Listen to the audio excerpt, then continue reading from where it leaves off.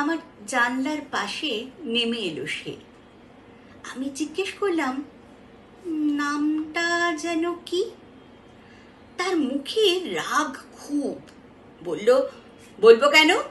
একটু আগেই এসেছিলাম বৃষ্টি নিয়ে, তুমি তো ঘুমিয়েছিলে। আমি তো অবাক। কখনো না, আমি তো সারা সময় জানলার বাইরে তাকিয়ে তাকিয়ে।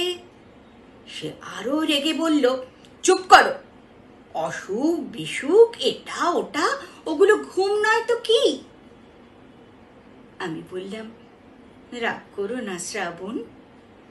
অমনি তার চোখ গোল গোল। ঠিক জেনেছ দেখি নামখানা। আমি হাত বাড়ালাম। সে অমনি হেসে উঠল জোরে, বলল, এই ছেলেটার ঘুম ভেঙেছে। আমি হাত পাতলাম।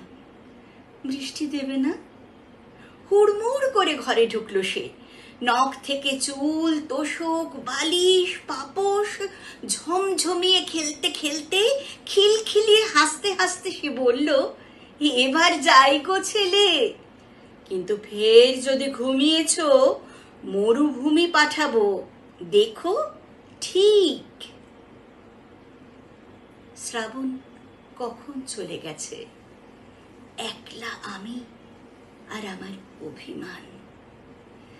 ইস, এমন করে বৃষ্টি এলো, জানলা বন্ধ করিসনি, সব ভিজে গেল।